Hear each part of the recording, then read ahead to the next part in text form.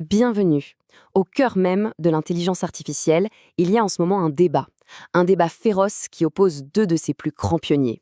Et attention, ce n'est pas juste une petite querelle technique, non, non, c'est un véritable affrontement sur l'avenir de l'intelligence et peut-être même sur notre avenir à nous. On va décortiquer ça ensemble.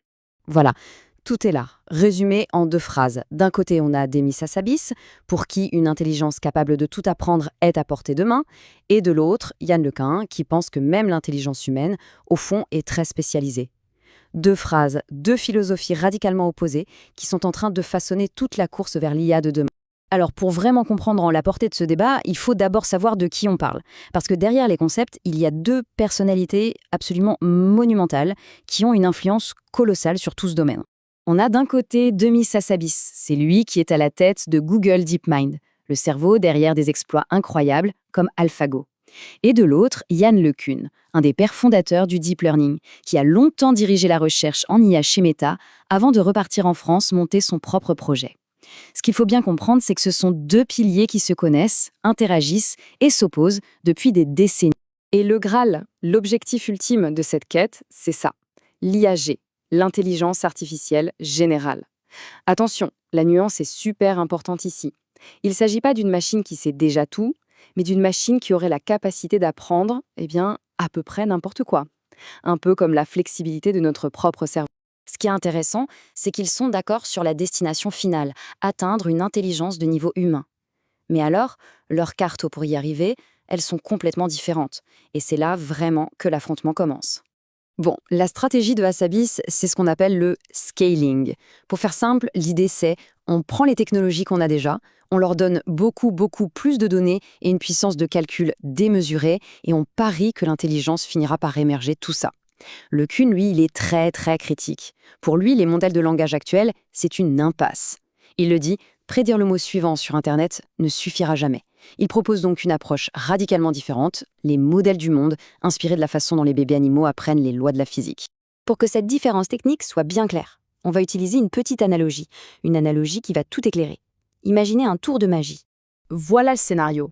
On montre à une IA une vidéo d'un magicien qui mélange un jeu de cartes et on lui demande simplement de prédire ce qui va se passer après.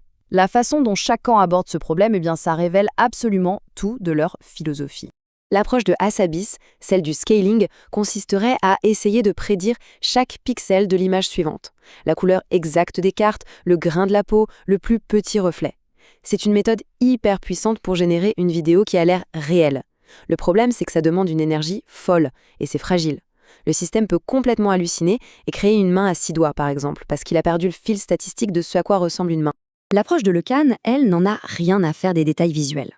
Son modèle ne voit pas des pixels. Il voit des concepts abstraits, du genre un objet rectangulaire et rigide est en train de bouger. Du coup, il sera peut-être incapable de dessiner la scène à la perfection, mais il aura compris les lois de la physique. Et donc, il saura qu'une carte ne peut pas, logiquement, passer à travers la main du magicien. Il a saisi la causalité. On voit bien la différence. Mais derrière ce choix d'ingénierie, en réalité, se cache un débat scientifique bien plus fondamental sur la nature même de l'intelligence. En fait, leur grand pari scientifique se résume à une question de priorité. Pour apprendre, une IA doit compresser toute l'information du monde.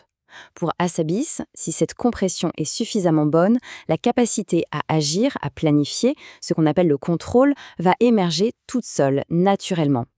Pour LeCun, c'est tout l'inverse. Il pense qu'il faut d'abord construire des structures pour le contrôle, pour la causalité, et que la compression seule, même si elle est massive, ne suffira jamais. Et cette citation de Yann LeCun, elle résume parfaitement son argument. C'est son attaque principale contre les grands modèles de langage comme GPT.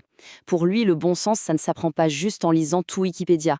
Ça doit s'apprendre par l'interaction avec le monde réel, le monde physique. Cette opposition entre une intelligence qui émerge et une intelligence qui doit être structurée, ça rappelle étrangement les travaux d'un prix Nobel, Daniel Kahneman, sur les 2 vitesses de la pensée humaine. Les IA qu'on a aujourd'hui, ce sont de purs système 1. C'est rapide, intuitif, automatique. Elles prédisent la suite sans vraiment réfléchir. Le véritable enjeu, le but de l'IAG, c'est de réussir à construire un système 2. Une pensée lente, délibérée, logique, capable de raisonner et de planifier. Hassabis pense qu'on peut y arriver en poussant à fond les méthodes actuelles. LeCun, lui, est persuadé qu'il faut une architecture entièrement nouvelle pour y parvenir. Et ce qui est absolument fascinant dans cette histoire, c'est que ce débat technologique ultra pointu, c'est en fait l'écho d'une très très vieille querelle philosophique sur l'origine de la connaissance. La vision de Hassabis, finalement, elle est très proche de l'empirisme de John Locke.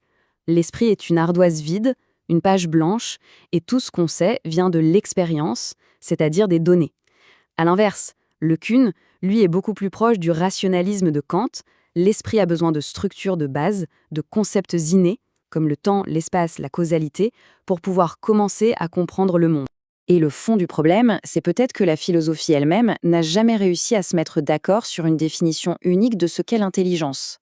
Est-ce que c'est la logique, la capacité à s'adapter, l'interaction sociale?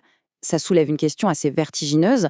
Comment est-on censé construire une intelligence générale alors que le concept même est loin d'être clair? Alors qu'on arrive au bout de cette analyse, une dernière question se pose. Une question qui dépasse la technique et qui nous touche tous sur notre propre avenir. Cette course folle entre ces deux visions, est-ce qu'elle représente la plus grande audace créatrice de notre époque? Quelque chose qui pourrait résoudre les plus grands défis de l'humanité? Ou bien, est-ce que c'est une forme d'hubris, cet orgueil démesuré des Grecs, qui risque de nous faire créer un pouvoir qu'on ne saura absolument plus maîtriser? Pour l'instant, la réponse n'est pas encore écrite.